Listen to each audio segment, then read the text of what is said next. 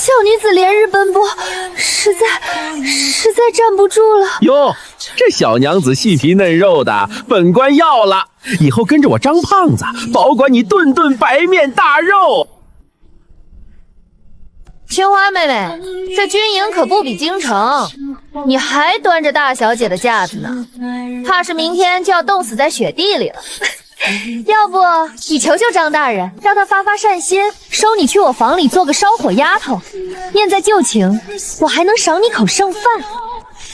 收起你那副嘴脸，我苏清欢就算饿死，也不做摇尾乞怜的金丝雀。好，你骨头硬，我倒要看看，就你这副模样，今天能挑个什么好下场？没人选你，你就自己挑一个。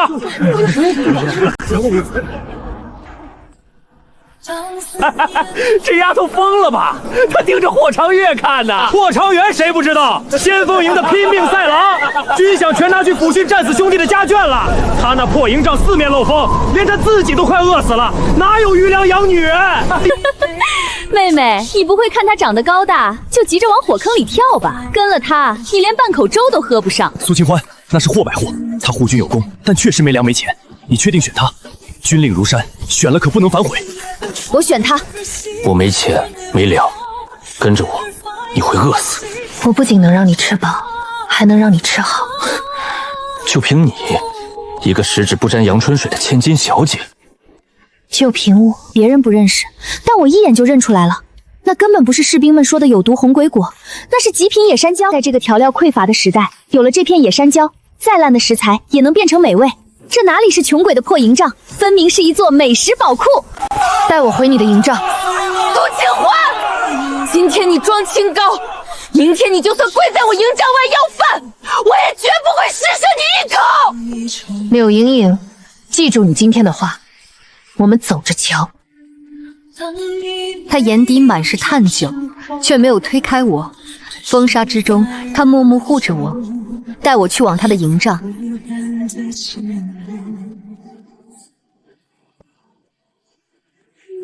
就这些糙妹，我这个月最后一点口粮，会煮就煮，不会煮就干嚼。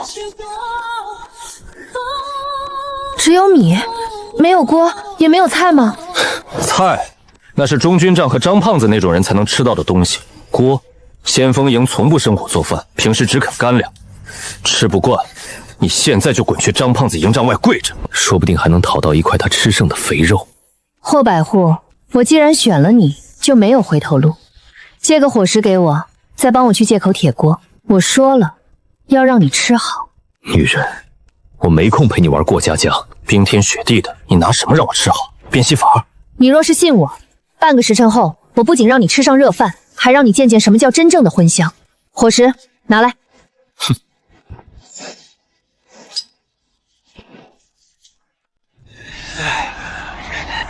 张大人只留好肉好排骨，这些肠子留着干嘛？连狗都不吃，赶紧扔去后山喂狼！几位军爷，这东西你们既然不要，不如给我吧。我说霍琼慧怎么领了个天蝎回来，原来是个要饭的。这玩意儿里面全是猪粪，骚臭冲天。你是想把那破帐篷熏塌吗？不劳军爷费心，我自有妙用。路过柴堆，我顺手抓了草木灰，拎着猪下水离开，身后只剩火狐诧异的目光。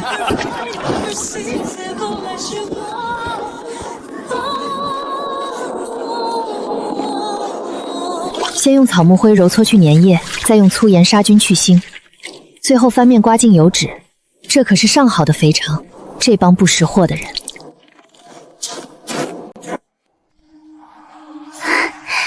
喂，那个新来的，住手！那是红龟果，吃了肚穿肠烂会死人的。果然是极品野山椒，辣味纯正，果香浓郁，去腥提鲜的好东西。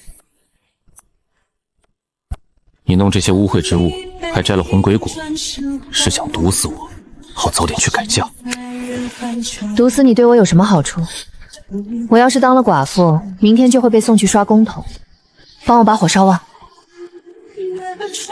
他默默添柴生火，我下入肥油炼出猪油，再丢入山椒与盐爆香。这是什么味道？这叫爆炒肥肠。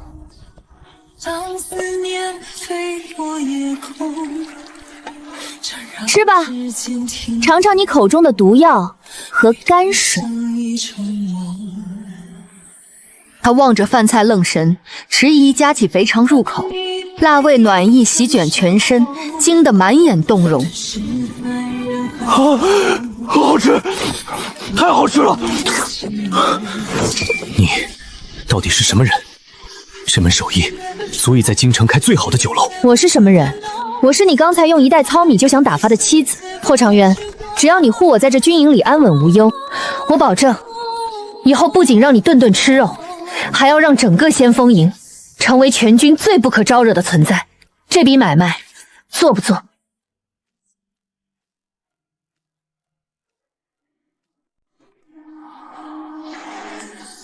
当思念飞过夜空，缠绕指尖停留。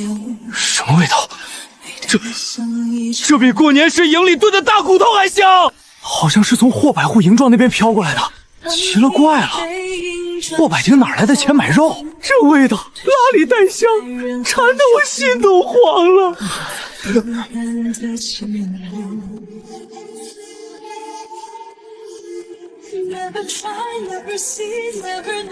大人，您尝尝这块，肥瘦正好。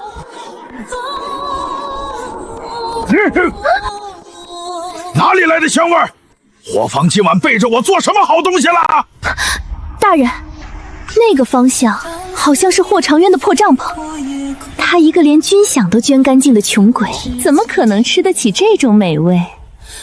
你的意思是？大人您想啊，今日伙房刚送了一批鲜肉，那苏清欢前脚进了霍长渊的帐篷，后脚他帐里就飘出这种肉香。除了是苏清欢手脚不干净，偷了您后勤的上等好肉，还能是什么？大人，他这是在偷军粮。好一个霍长渊，好一个新来的营副，敢在老子眼皮底下偷军用物资！来人，臭家伙，跟我去先锋营抓贼！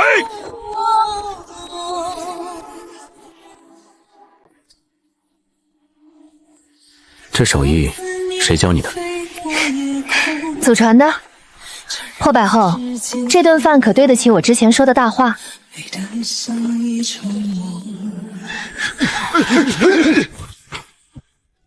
霍长长玉，你个胆大包天的东西，还不给本官滚出来！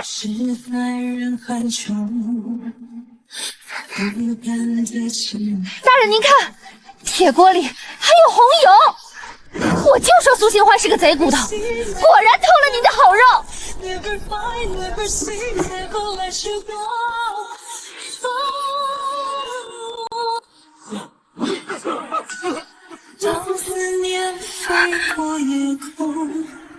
谁敢再往前半步，我卸了他的腿！你想干什么？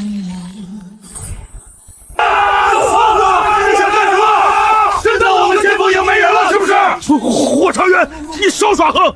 你媳妇儿偷了伙房的军用上等猪肉，人赃并获，你还敢包庇？苏清欢，你别敢做不敢当，要不是偷的，你们哪来的肉？偷，张大人，你管后勤的眼睛连狗都不如，睁大你的绿兜眼看清楚，这是什么肉？这不是肉，这到底是什么？我的老天，这不是下午大人您让我争取喂狼的猪下水吗？啥？那是臭烘烘的猪下水，不可能！猪下水能香成这样？老子刚才闻着味儿，口水都快咽干了。胡说！猪下水怎么可能做出这种味道？你这人肯定用了偷来的猪油和香料。张大人，你连食材的价值都不懂，也配管义军的后勤？这叫爆炒肥肠。我用草木灰去粘液，粗盐除腥骚，再辅以山后那片被你们当成毒药的野山椒提鲜去腥。这锅里一没用你张胖子的上等肉，二没用你伙房的一滴油，全是被你们当成垃圾扔掉的废料。我化废为宝，你却带人来诬我偷盗军粮。张大人，克扣军需浪费食材的罪名，到底该扣在谁头上？你骗人！那红龟果有毒，吃了会死人的。我刚才吃了一整锅，你看我像中毒的样子。嫂子威武，嫂子这手艺简直绝了！咱们先锋营以后有口福了。好，好得很。霍长约，你给我等着！过几日先锋营就要去冰原巡防，我看你们干粮吃完拿什么御寒？走！看什么看？滚回去巡逻！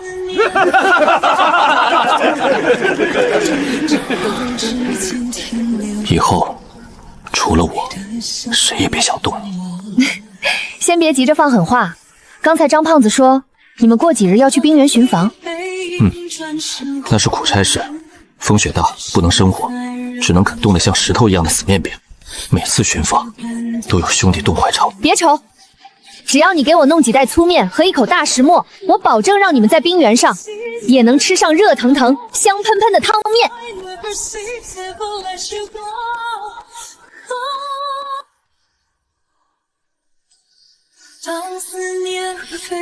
百户大人，这哪是干粮，这简直是暗器！昨天老李啃这玩意儿，后槽牙崩掉一半。每次冰原巡防，最怕的不是玉狼群，是饿肚子。风雪太大，敌军有可能在暗处，咱根本不敢生火。这石头饼就着冰叉子往下咽，肠胃跟刀绞一样疼。都给老子忍着！这是咱先锋营的命！把饼子揣怀里，捂热了再啃。捂热了也照样拉肚子。霍长渊，把这些石头饼全给我扔了！嫂子这是要干啥？没干粮，咱在冰原上吃雪啊！胡闹什么？风大，回帐里去。这些面饼虽难吃，但能保命。跟我来，我不仅要保你们的命，还要让你们在冰雪地里吃上冒着热气、满嘴流油的面条。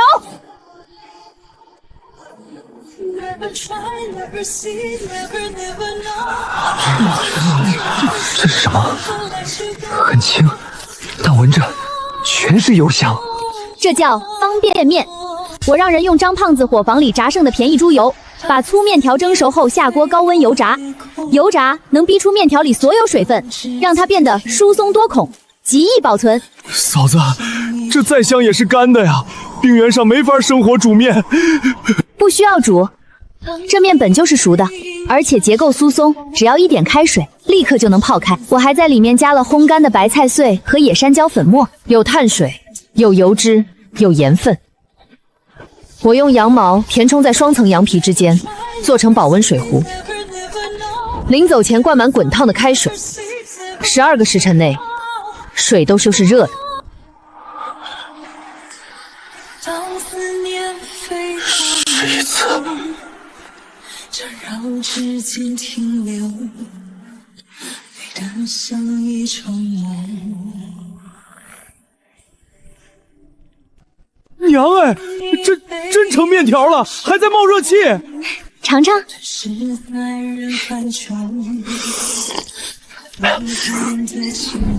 这干粮绝了！嫂子威武，嫂子简直是神仙下凡。别急着谢，面条占地方，只能改善伙食。真遇到急行军，吃这个叫压缩饼干。我用炒熟的粗面、猪油、核桃碎、芝麻混在一起，用石头死死压实。别看只有拳头大小，里面全是扛饿的油水。吃半块，灌2口水，能顶一整天不饿。活这20多年，简直是白活了。哼！今日之事，谁若敢向中军帐和张胖子泄露半个字，老子亲手斩了他！这些干粮是你们嫂子熬了2个通宵做出来的，谁敢浪费一点儿，军法处置！遵命，誓死保守秘密，多谢嫂子赐饭之恩。回去睡觉，这里有我，等我巡防回来，给你带北山的雪狐皮做好子。好啊，霍百户，我等你平安回来。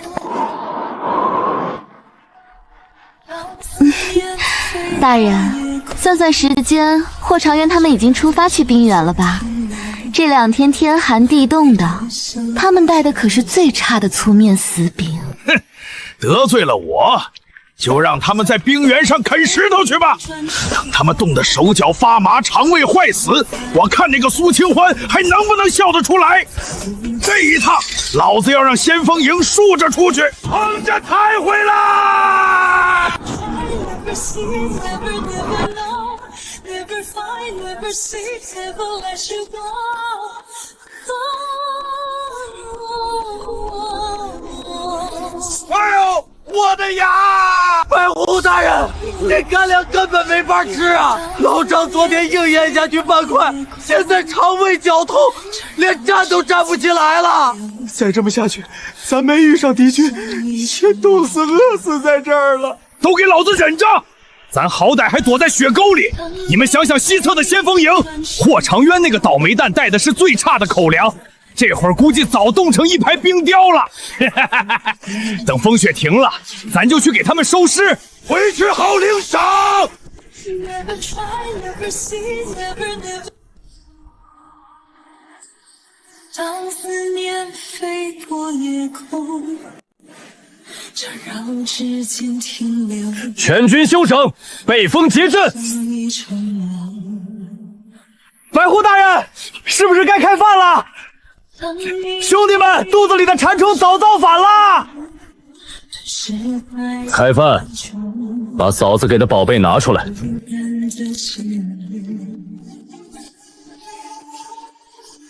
Never try, never see, never know.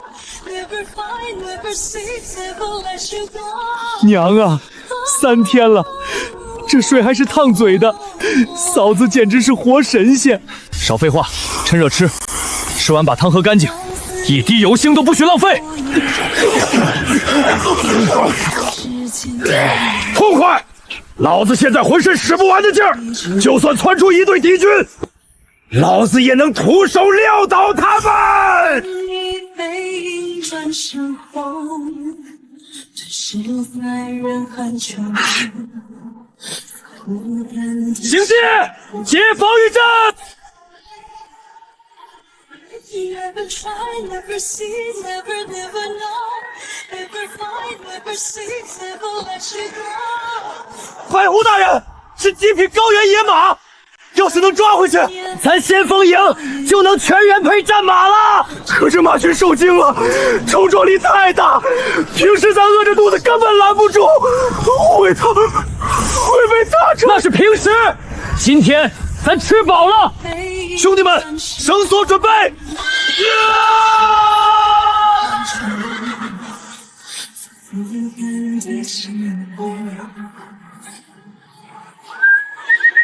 Never try, never see, never know. Never find, never see, never let you go. 哈哈哈！抓住了，整整30匹极品战马，咱发财了！白狐大人，要不是嫂子那顿热汤面给咱垫了底、生了暖气，今天咱根本没力气制服这帮畜生，早就被踩死。嫂子这干粮救了咱的命，还给咱送了一份天大的军功。全军听令，把战马全部带上，咱提前回营。是，回营。张胖子，柳莹莹，你们准备好迎接你们的死人了吗？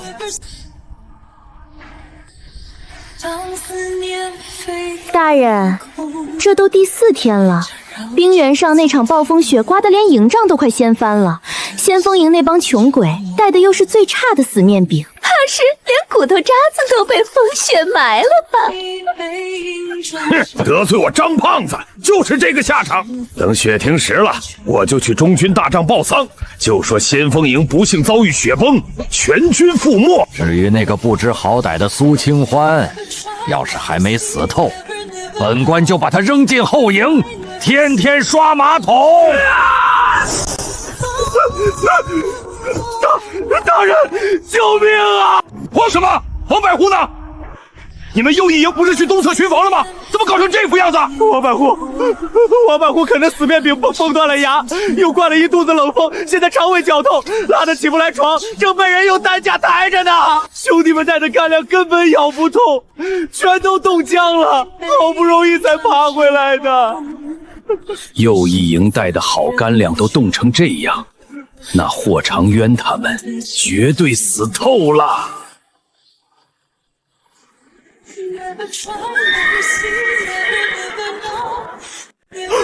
弟媳，快扶本官出去看看！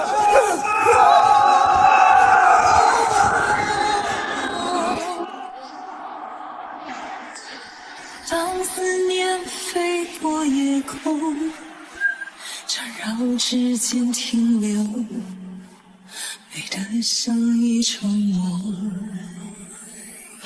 老天爷，那是冰坛元马！霍长渊，好小子！你们不仅没死在暴风雪里，还给老子弄回来这么大一匹极品战马！不可能！你们带的明明是连石头都不如的粗面丝饼，怎么可能在那种暴风雪里活下来，还能有余力抓野马？就是，肯定有诈！将军，他们一定是内临阵脱逃，去哪里偷了别人的马？末将霍长渊参见将军，幸不辱命，先锋营全员无损，并缴获极品野马30匹，充宜军资。好，先锋营立下大功。不过张大人问的也有理，连右翼营都冻得半死不活，你们是怎么扛住那场暴雪的？回将军，末将能生擒野马，全靠内指苏清欢亲手制作的新式军粮。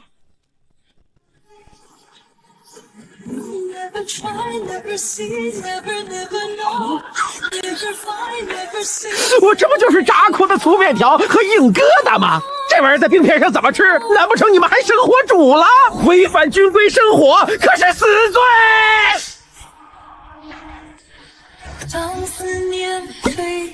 我们将军夫人做的干粮，无需生火，热水一泡即食。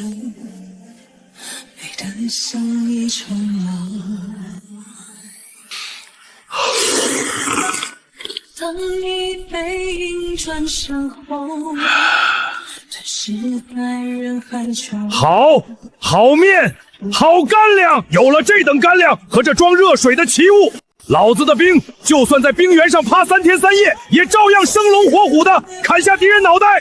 张胖子，你掌管军需后勤多年，做出来的死面饼能把人牙崩断，你看看人家一个弱女子搞出来的东西，你这军需官是吃干饭的吗？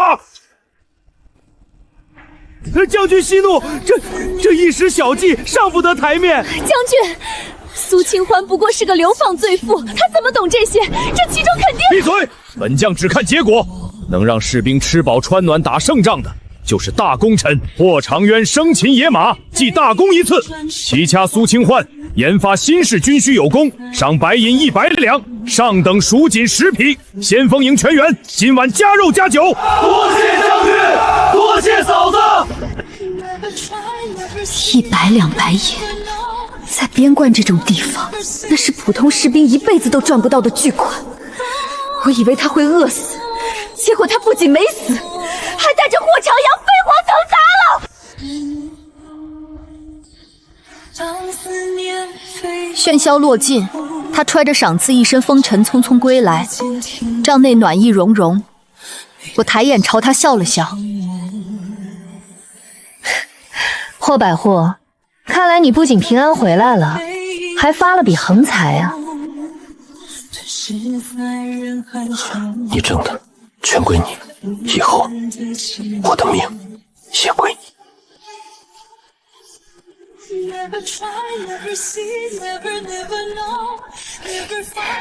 好，那我就不客气了。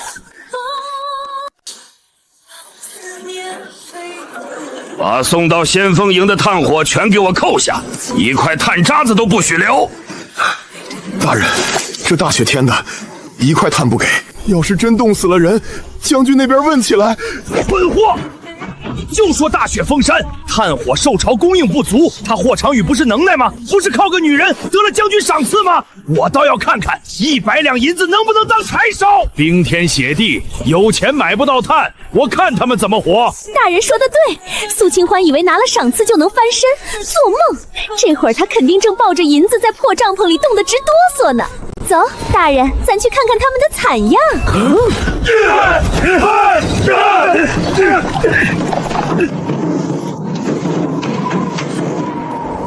哎呦，清欢妹妹，这大冷天的，你们不躲在帐篷里发抖，跑出来玩泥巴？该不会是知道张大人断了你们炭火，都傻了吧？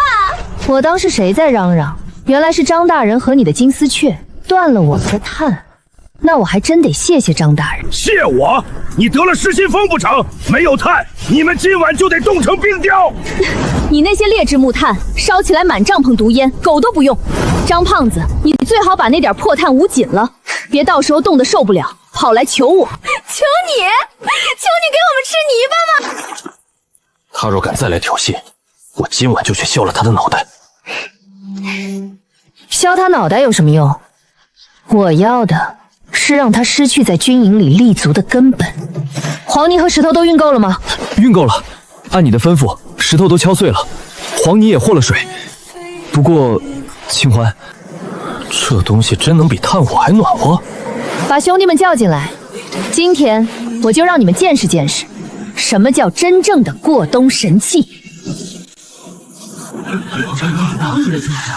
程渊，你带人在这里用碎石和泥土垒一个半尺高的长方形台子，中间用泥迹参出几字形的通道，首尾相连。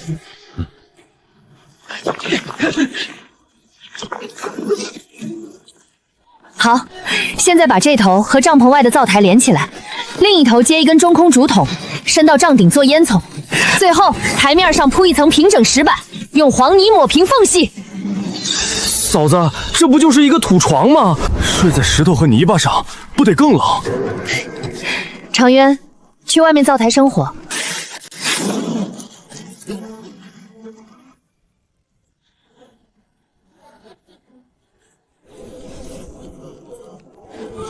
娘哎，热的！这泥台子竟然是烫的！哎，舒服，太舒服了，这简直比抱着火炉还暖和。嫂子，你这是用了什么仙法？这叫火炕。外面灶台一烧火做饭，热气就会顺着底下的衣道烘热这整张床。泥土和石头能长时间锁住温度，只要灶台里还有一点火星，这炕一整夜都是热乎的，而且烟气全排到外面，绝不会让人中毒。嫂子，有了这火炕，咱再也不用看张胖子的脸色去求那点破炭了。都看会了吧？滚回你们自己营帐盘炕去！没老子的命令，谁也不许再进这个帐篷。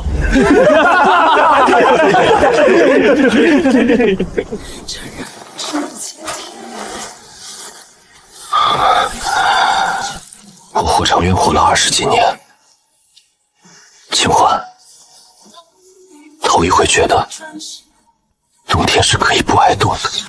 傻瓜，以后有我在，你不仅不会挨冻，我还要让你过上全天下最好的日子。差点忘了正事，光暖和还不够，冬天没有绿叶菜吃，兄弟们容易得夜盲症，一到晚上就成了瞎子，这在战场上可是致命的。黄豆，这东西难煮又费柴，吃多了还容易胀气，你买这么多做什么？这可不是用来煮的。火汤的温度加上充足的水分，这是一个完美的温室。最多3天，这些便宜的黄豆就会变成冬天里最水灵、最清脆的蔬菜——豆芽。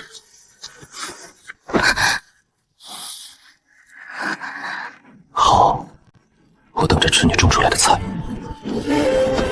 现在该睡觉了。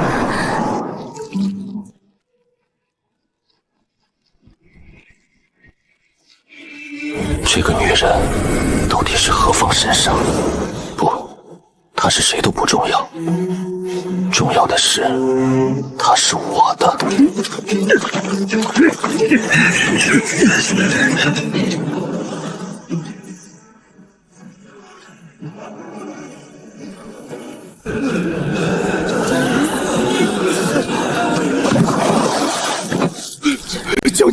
将士们连日啃死面粗粮，加上大雪封山，整整2个月没见半点绿叶蔬菜。如今营中爆发了大规模的雀虻眼，一到天黑，1半以上的弟兄事无不清。再这么下去，若是敌军夜袭，咱连敌人的影子都摸不到。青菜，青菜，老子去哪儿给他们弄青菜？漫天大雪，连树皮都冻裂了。张胖子那个废物，让他囤些干菜，他全换了烈酒。走，随本将去各营巡视，看看弟兄们到底熬成什么样了。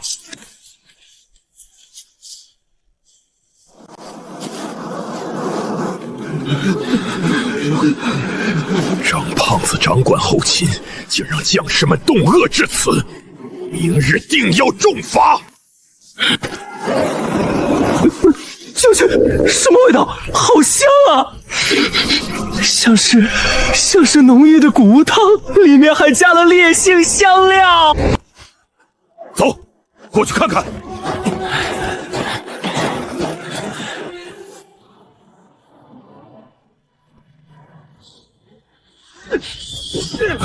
你们大半夜不睡觉，不冷吗？冷啥？咱帐篷里有嫂子，教咱盘的火炕，哈哈，热的我都快冒火了，不出来练刀根本睡不着。火炕。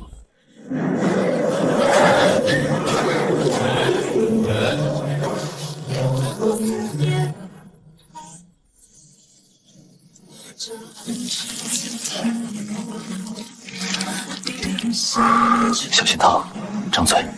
这肉烫得更好。长渊，别光给我夹，你也尝尝这个。你们大冬天哪儿来的青菜？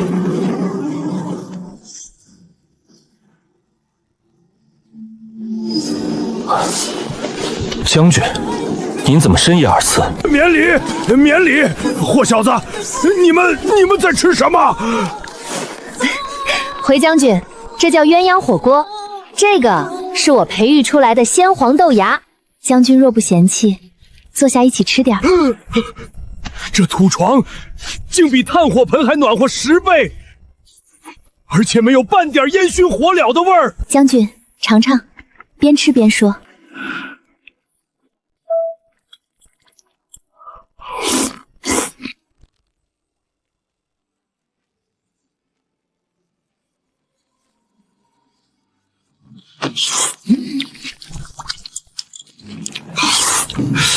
好辣！老子的胃竟然不疼了。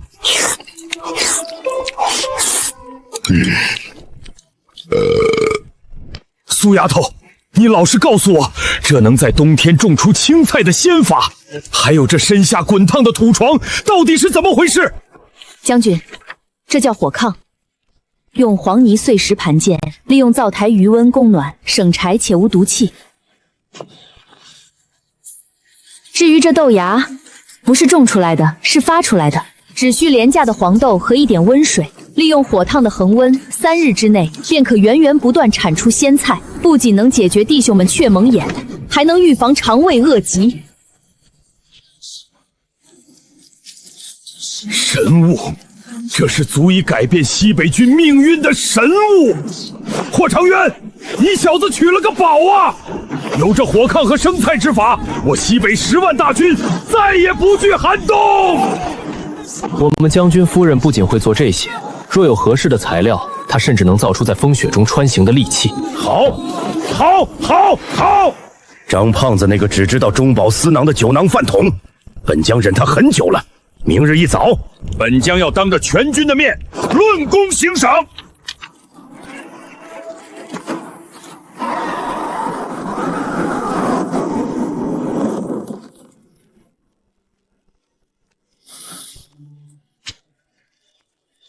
方才有人在，未能好好与你相伴。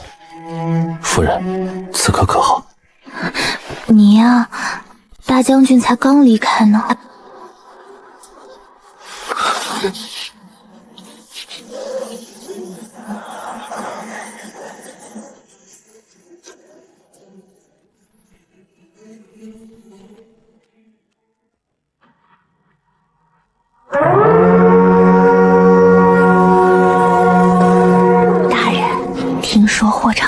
昨晚在帐篷里玩泥巴，且什么土台子，连一点炭火都没有。今日将军突然大点兵，定是要严惩他们。本官昨晚就收到消息，魏将军半夜去了先锋营。大半夜不睡觉，在营里搞那么多花样，将军最恨这种不务正业的兵炮。等会儿将军一发话，本官就站出来告他们一个妖言惑众、浪费军资的罪。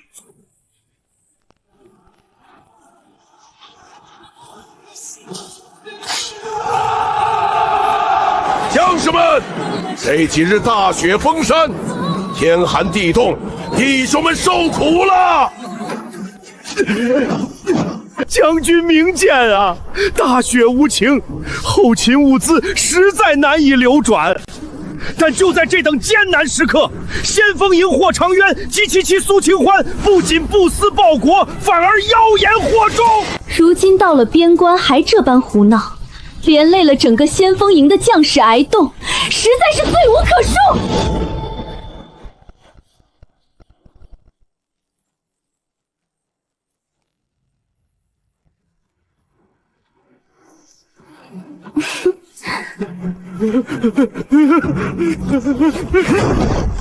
张胖子，你身为军需官，将士们挨饿受冻，你给老子发死面饼、断炭火！现在人家搞出了能让全军过冬的神物，你却在这里给老子扣帽子！神物？将军，那是泥巴台子啊，怎么就成神物了？抬上来！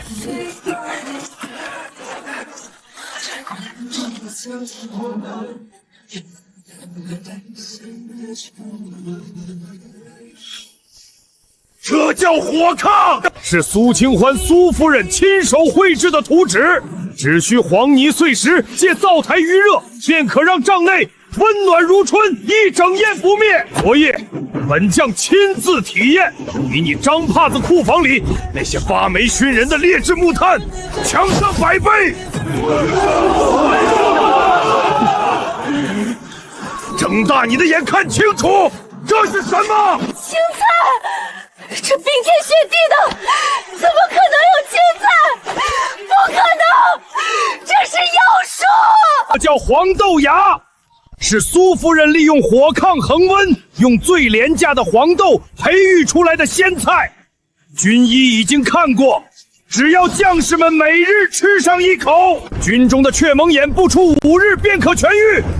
将军英明，苏夫人神机妙算，嫂子威武。张胖子，你贪墨军饷，克扣军需，致使将士们冻饿交加，险些酿成大祸。来人，摘了他的官帽，打入死牢，查遭家产，以儆效尤。将军饶命！将军饶命啊！我再也不敢了，这都是这个贱人唆使我的。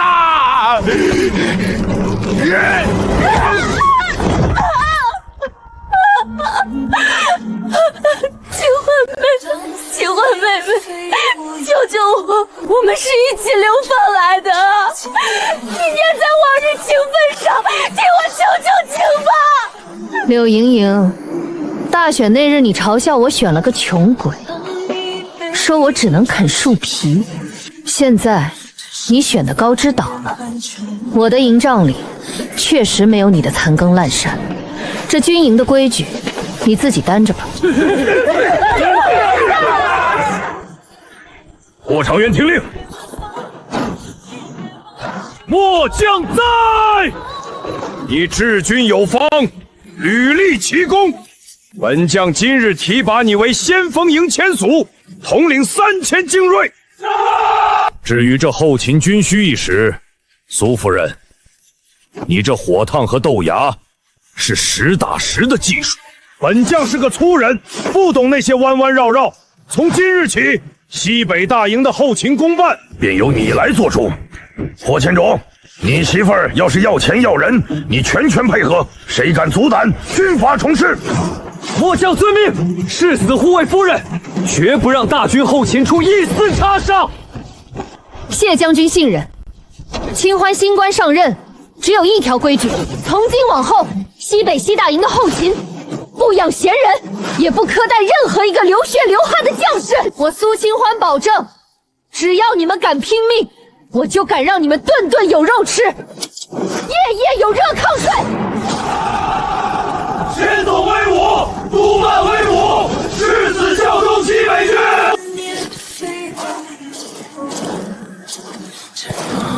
苏督办，以后霍某就全靠你养了。好说，霍千竹只要保护好我，大鱼大肉管够。火候不够，左边第3口锅柴火再添一把，把瘦肉彻底煮烂，顺着纹理撕开。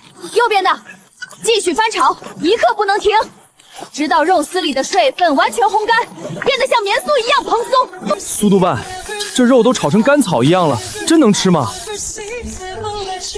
这叫肉松。娘哎，入口即化，满嘴都是肉香和油香，连嚼都不用嚼，这是神仙吃的东西。方便面虽好，但需要热水冲泡。如果敌军突袭，连烧水的时间都没有怎么办？这肉松重量极轻，方便携带，而且能量极高。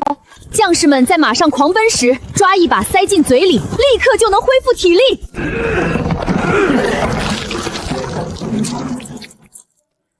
很好，边关不缺牛羊奶，但奶水极易腐坏。我让人加了酸浆，让其凝固，挤出多余水分后脱水风干。咱们可以把它做成奶豆腐和奶疙瘩。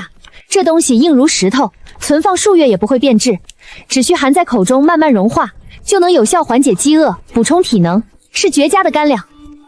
夫人，歇会儿。你这几日连肘操劳，脸都瘦了一圈，把汤喝了。我这叫搞事业。前线探子不是汇报说，关外蛮族部落最近有异动吗？一旦听开战，后勤就是将士们的命脉。我必须赶在开战前把这批高能量军粮全部囤齐。有我在，蛮子过不了边关。你只管安心做你的事，外面的风雨我来挡。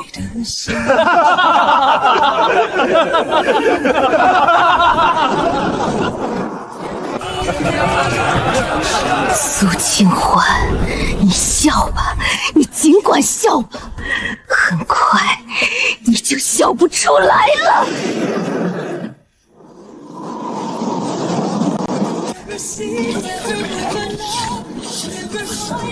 贱蹄子，大半夜发什么愣？刷不完这50个公桶，今晚别想吃饭。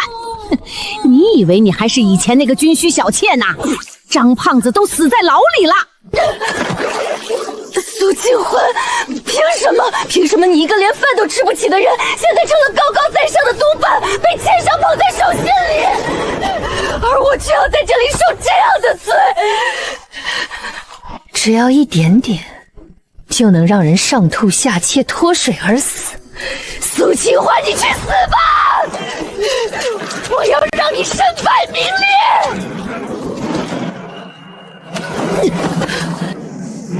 苏清欢，只要这批军粮被投毒，前线将士一旦吃下就不战自烹，到时候你这个后勤督办绝对会被军法处死！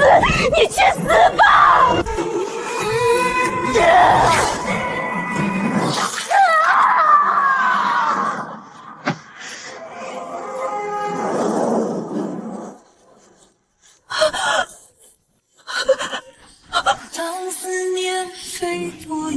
我盯了你3天，就凭你这点伎俩，也想潜入我先锋营重兵把守的库房？柳莹莹，你是不是觉得只要毁了这批军粮，我就完了？对，我就是要毁了你！明明是我选了最好的，为什么最后赢的是你？你不过是运气好，会弄点花样。你输不是因为运气不好，而是因为你满脑子只有如何依附别人，如何算计别人。你哪怕把心思花1/10在如何让自己活下去上，也不至于路不经落到今天这个地步。退一万步说，就算你今天把毒投进去了也没用。我苏清欢建立的流水线，实行的是严格的分批次检疫制度，每一缸军粮风云前都会用银针测试，并抽样喂给军犬试吃。你的毒根本连前线将士的嘴都碰不到。清欢妹妹，我知道错了，我再也不敢了，你企图投毒谋害3军将士，按大夏军律，罪无可恕。把这毒妇押入死牢，报请将军依军法审判。别看，脏了眼睛。这种杂草，我帮你拔了便是。我没事，只是这批军粮我们得加快速度了。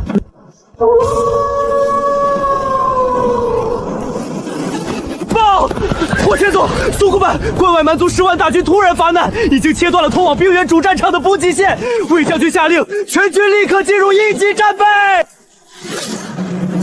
来得正好，这批军粮就拿蛮子的10万大军来试刀。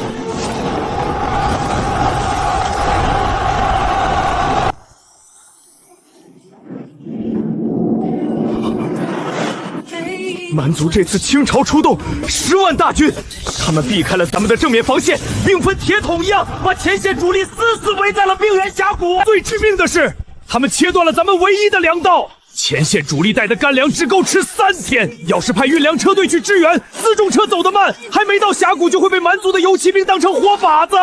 咱现在是陷入死局了。难道让老子的兵活活饿死在冰原上？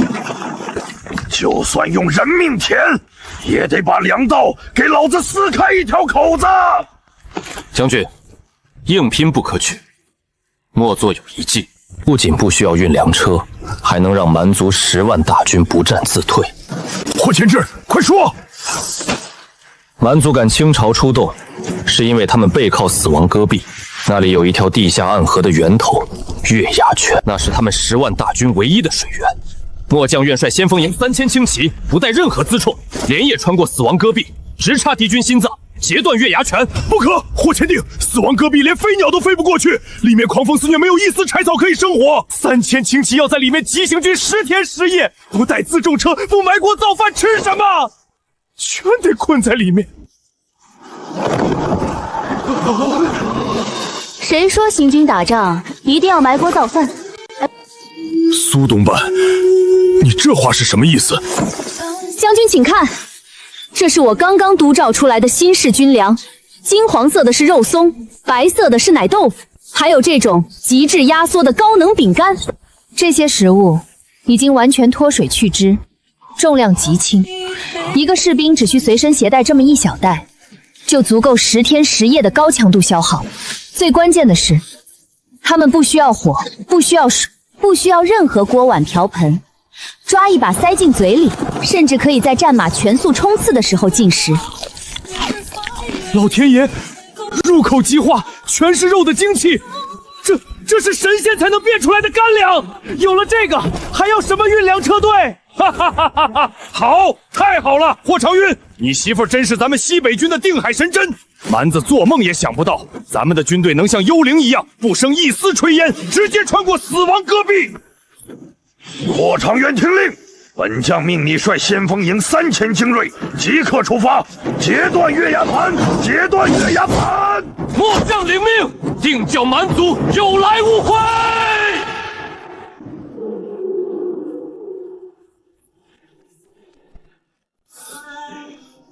等我回来，这场仗打完，我就拿军功去向将军求个恩典，给你换个1品高命夫人的头衔戴戴。谁稀罕什么高命夫人？我只要你全虚全尾的滚回来。你要是敢少1根头发，我以后天天让你啃树皮。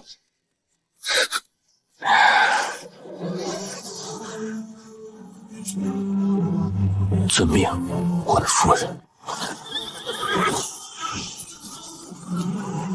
出发！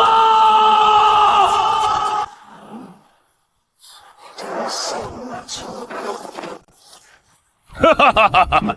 大夏的西北军算什么东西？被本王围在峡谷里10天了，他们的大营里连一丝炊烟都没有升起过，估计现在早就饿得连刀都拿不稳了。传令下去，明日一早全军出击。本王要活捉那个姓魏的！大王，不好了，咱们后方的月牙泉断水了！你说什么？月牙泉怎么可能断流？那可是活水！不知道哪里冒出来的一支大夏骑兵，像鬼一样突然出现在咱们后方。他们不仅用巨石堵住了泉眼，还把运水的人全给抓了。不可能！他们大夏的军队离不开一口热饭，要是绕后包抄，必须生火做饭。咱们的斥候根本没看到死亡戈壁上有任何炊烟升起，他们是怎么活下来的？难不成是天兵天将？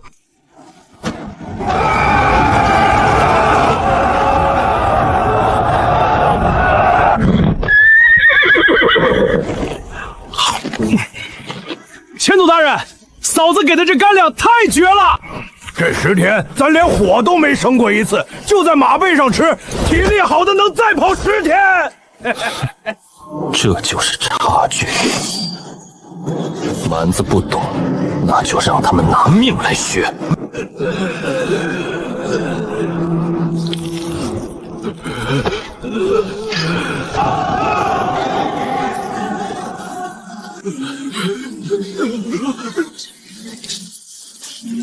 天亡我也，这仗根本没法打。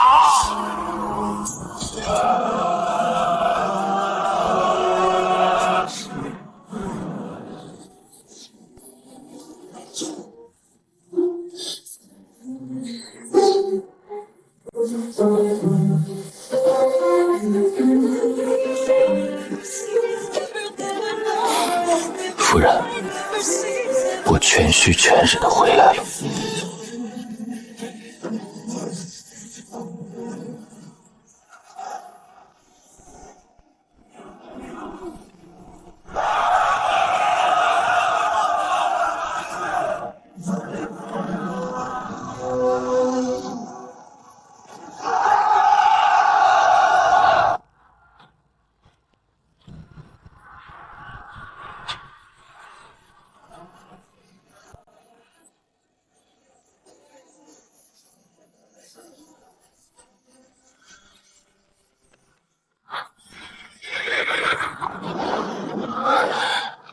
我回来了。没缺胳膊少腿，算是没砸了我这后勤大总管的招牌。晚上想吃什么？给你做顿好的。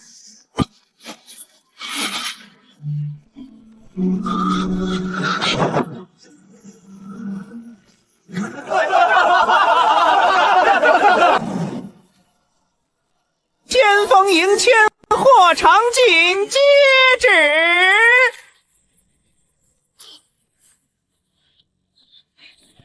奉天承运，皇帝诏曰：霍长渊率3000轻骑，奇袭断水，不战而屈人之兵，立下震古烁今之不世奇功，赏破格黄金万两横，赐西北封地100里。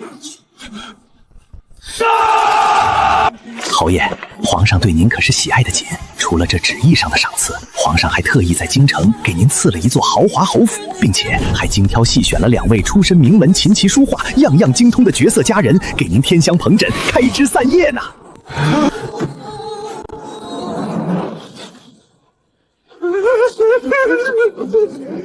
末将叩谢皇恩，侯爵与黄金，末将收了。那2位名门佳人，还请公公原路带回。侯爷，这可是皇上赐的佳人啊，抗旨可是大罪。再说了，您现在是堂堂定远侯，原配夫人不过是个流放之女，怎么能配得上您的身份？本将能有今日，全凭我夫人喂得好，护得好。没有她，本将早就饿死在这边关的风雪里，哪来的大夏定远侯？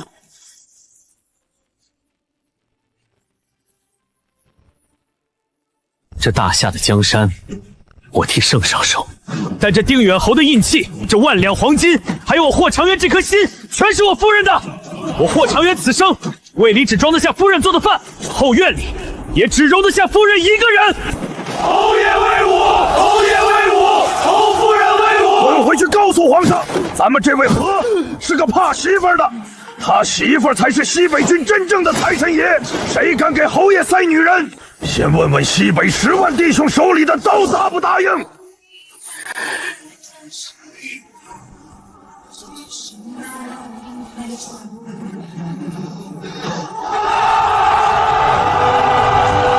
算你识相，你要是敢收那2个女人，今晚就往你饭里下8道。夫人放心，为夫绝不敢有儿戏。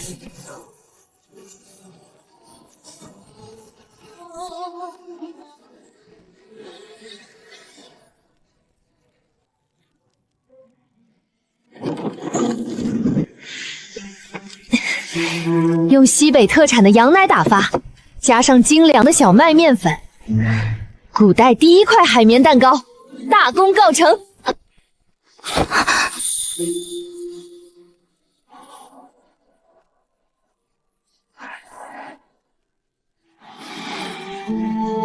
夫人又捣鼓出什么神仙吃食了？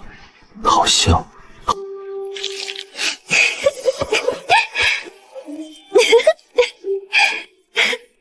这叫蛋糕，专门做来庆祝我们成婚1周年的。张嘴，尝尝。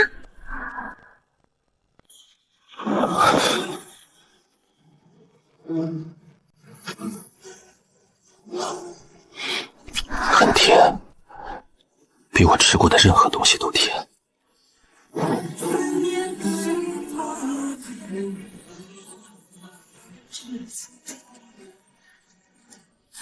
长渊，你看，咱们这穷乡僻壤，如今也不比京城差了。这不是大夏的盛世，这是你苏清欢赐予西北的盛世。而我何其有幸，能在这大荒漠上捡到我此生最珍贵的无价之宝。